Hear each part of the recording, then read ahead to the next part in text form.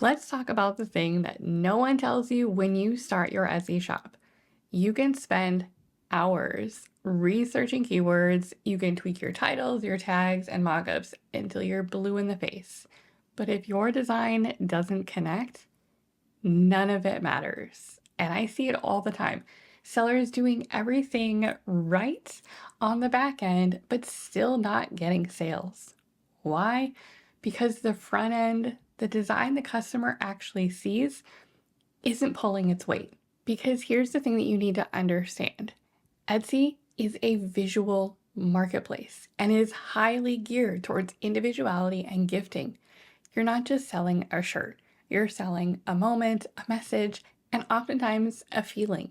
And that message has to be crystal clear in your design because your customer isn't reading your tags. They're not zooming in on your mockup. They're scrolling at lightning speed, and your design has about 2 seconds to make them stop and say, wait, that's cute, or that's so me. And if it doesn't, on to the next. So yes, SEO and strategy matter, but good design, that's what actually gets you in the game. So for today's video, I want to share with you the most common design mistakes I see so that you can avoid the scroll of doom and actually start turning browsers into buyers. In case we haven't met yet, my name is Mandy, a busy boy mom and active top 1% seller on Etsy.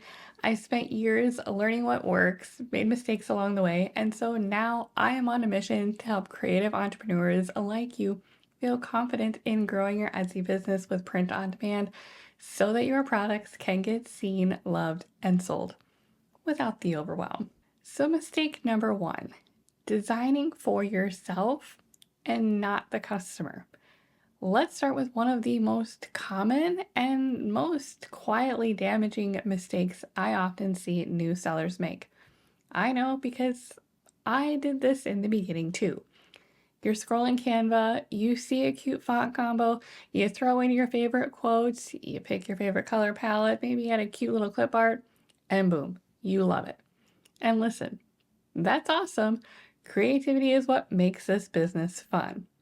But here's the tricky part. Just because you love your design doesn't mean your customer will. And in print on demand, you're not designing to decorate your own closet.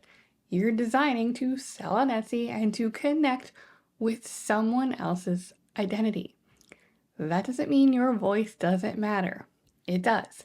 And I know there's a small percentage of you that identify with your own target market. But that's not the case most of the time, which means if your design choices are only based on your aesthetic or your design preferences, you might accidentally be missing the emotional connection that makes someone want to hit add to cart. So how do we fix this?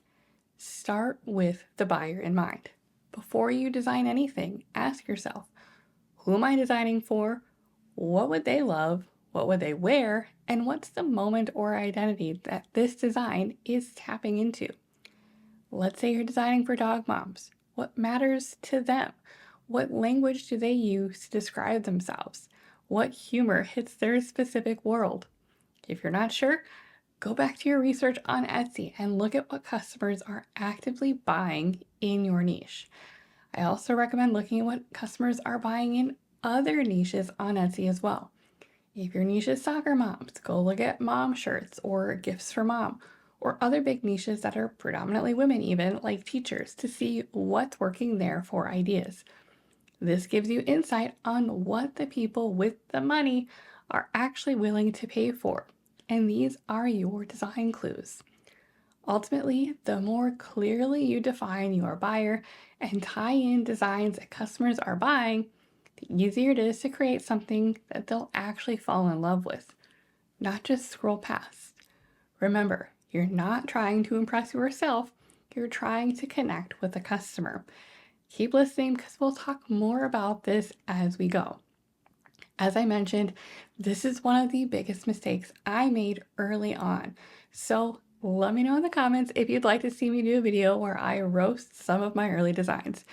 It'll probably be hilarious, but also a little embarrassing if I'm being honest. Moving on. Mistake number two, text that's too small or hard to read. Now, this one's sneaky because when you're zoomed in on your design in Canva or Kindle or wherever, it looks perfectly readable. But your buyer, they're not looking at your design full screen on a monitor. They're scrolling Etsy on their phone, looking at teeny tiny little thumbnails, probably half distracted, and your listing has about 2 seconds to grab their attention.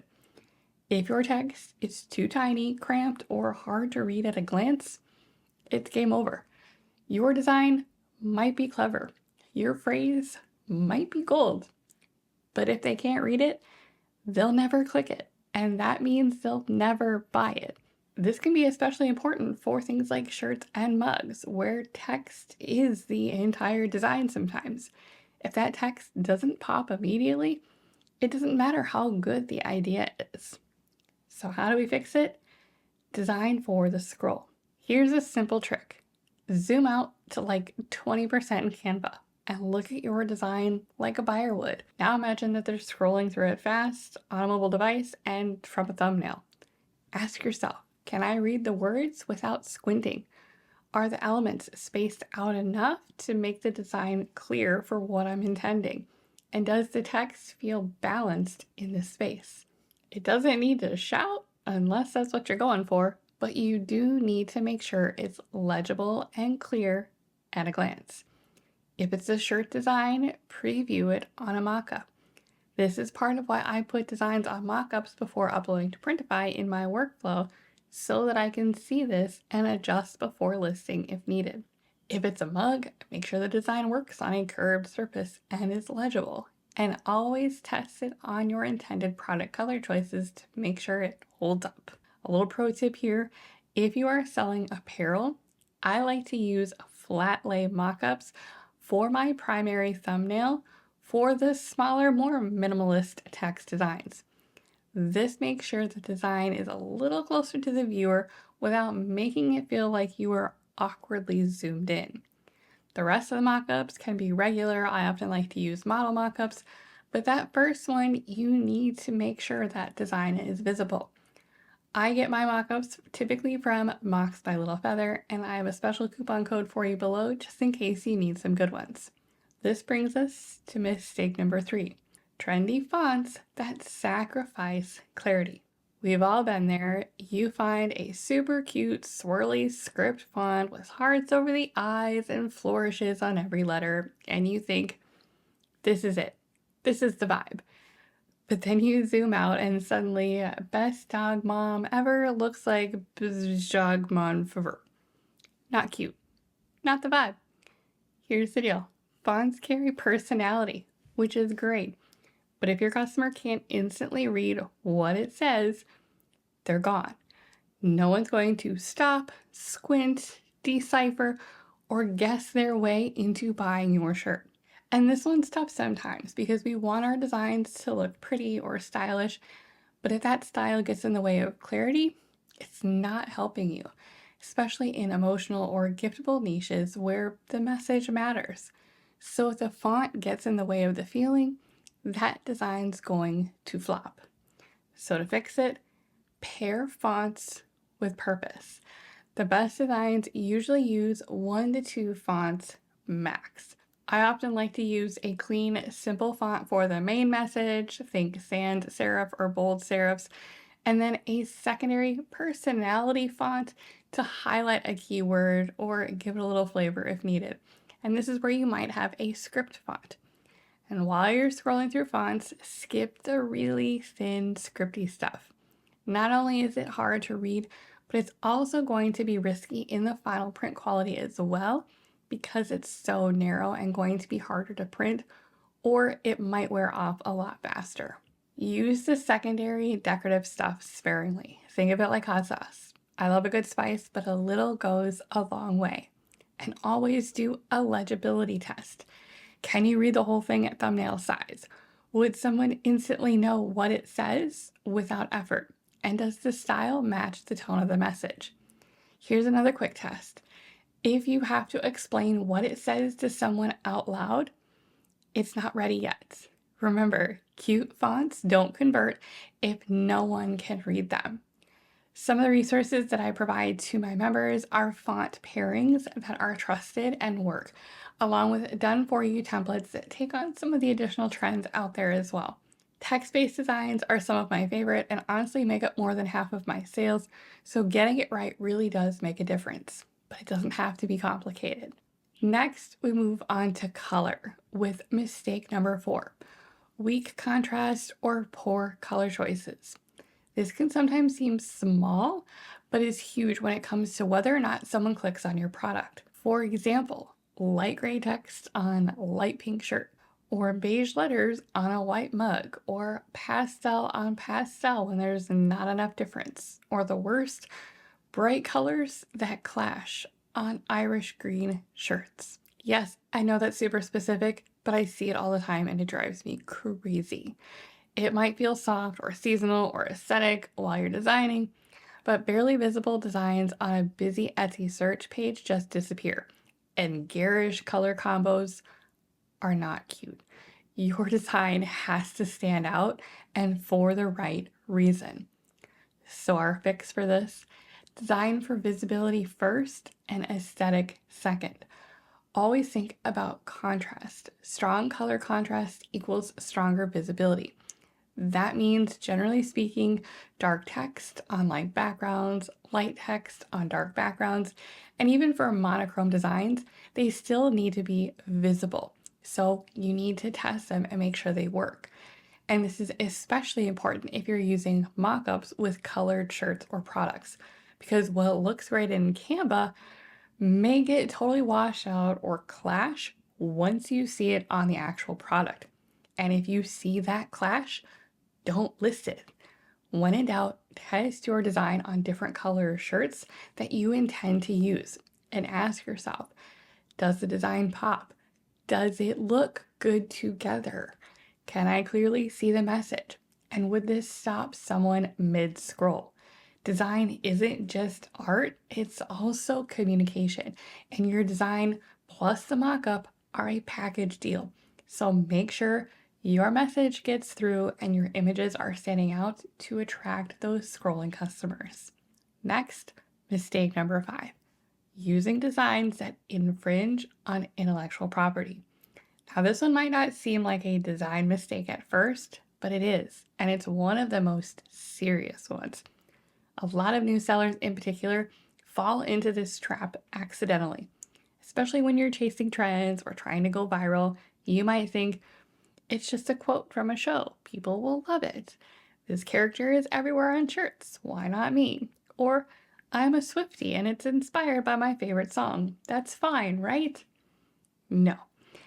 If it's not your original content and it's tied to a brand, show, celebrity, character, or even a trademarked phrase, you're risking an intellectual property violation.